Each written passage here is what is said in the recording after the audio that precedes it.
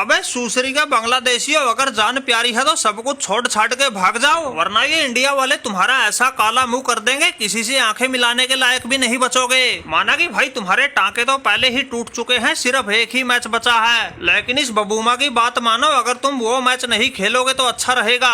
देखा नहीं इस दूसरे T20 मैच में इनके ये रिंकू सिंह और नीतीश कुमार रेड्डी तुम लोगों को कैसे कच्चा चबाने पर उतारू हो रखे थे। अरे बबूमा भाई, बात तो तुम बिल्कुल ठीक कह रहे हो, जिस तरह से इंडिया वाले घर बुला के बेइज्जती कर रहे हैं उस हिसाब से इनके साथ खेलना तो दूर, इनके साथ बात भी नहीं करनी चाहिए। सोचा था दूसरा T20 मैच जीत के सीरीज को बराबरी पर लाएंगे, तीसरे में इनको हरा के सीरीज पर कब्जा जमाएंगे, लेकिन इनके बैल बुद्धियों ने स्कोर का ऐसा जहाज बना दिया, उसको 221 रन तक पहुंचा दिया। अरे क्यों भाई नीतीश कुमार रेड्डी, हमने तुम्हारा ऐसा क्या बिगाड़ा था जो तुमने हमारी तरफ निगाहें कर रखी थी बिल्कुल टेढ़ी। गेंद को ऐसा हवाई रूट पकड़ा रखा था, हम तो बावले हो गए थे बाउंड्री पे उठा उठा के एड्डी। इतनी बुरी तरह भी कोई मारता है, 34 गेंद में ही 74 रन ठोक गए, चौके सिर्फ 4 लेकिन छक्के 7। जब तुम्हारी टीम को 41 पर ही तीसरा झटका लग गया था तब तो हमने सोचा था आज तो जरूर बनेगी बांग्लादेश की बात, लेकिन तुमने और रिंकू सिंह ने मिलके सारा बना बनाया खेल बिगाड़ के रख दिया। अरे शांतो भाई शांत हो जाओ, इतना मत घबराओ, ये तो नीतीश कुमार रेड्डी की सिर्फ शुरुआत ही है, तुमने अभी तक इसका असली जलवा जलाल तो देखा ही नहीं।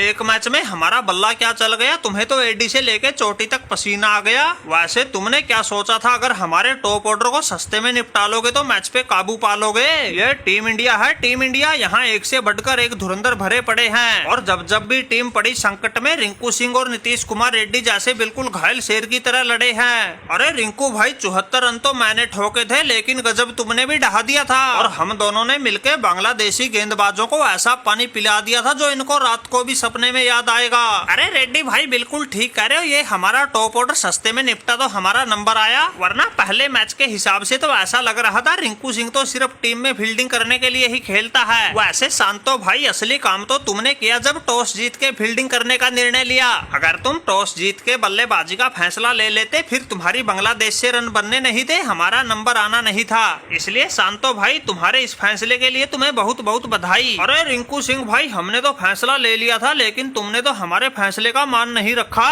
भाई हमारे गेंदबाज कूट कूट के बावले तो तुम्हारे इस रेड्डी ने ही बना दिए थे, लेकिन रही सही कसर तुमने पूरी कर दी। तुम भी पूरी ताकत झोंक के 29 गेंद में ही 53 रन ठोक गए, जिसमें 5 चौके लगाए, 3 छक्के उड़ाए। अरे शांतो भाई किस किस का क्या क्या गिनाओगे, इन्होंने तो जिसको भी मौका मिला उसी ने हाथ साफ किया। इन इंडिया वालों ने तुम बांग्लादेशियों का तो बिल्कुल घंटा बना के रख दिया। इस रिंकू और रेड्डी से पीछा छूटा ही नहीं था, इतनी देर में वो इनका पांडुरंगा आ गया, वो भी 19 गेंद में 2 चौके 2 छक्कों के साथ 32 रन बना गया। वैसे गुस्से में वो रियान पराग भी दिख रहा था, लेकिन ये तो शुक्र मनाओ वो सिर्फ 6 गेंद ही खेल पाया, और उसी में उसने 2 बार गेंद को हवाई रास्ते से बाउंड्री लाइन के बाहर पहुंचाया। पावर प्ले में डगमगाती टीम इंडिया की नैया को इन लोगों ने मिलजुल के 221 रन के पहाड़ जैसे स्कोर तक पहुंचाया। फिर तुम जैसे बल्लेबाजों का तो कहना ही क्या, सामने इतना बड़ा टारगेट था, लेकिन तुम लोग सिर्फ दाही का आंकड़ा ही छू रहे थे और सपने देख रहे थे सीरीज को जीतने के। अरे बबूमा भाई होलिए सपने, इन लोगों ने सपने तो चकनाचूर कर ही दिए, साथ में ऐसी मिट्टी पलीत कर दी, किसी को ना कुछ बता सकते हैं ना किसी से कुछ छुपा सकते हैं। हमने तो ठान लिया भाई, हम तो सन्यासी ले लेंगे, लेकिन टीम इंडिया के साथ इनके घर में खेलने कभी नहीं आएंगे। सूसरी के मारते तो है ही, साथ में घसीटते भी खूब है।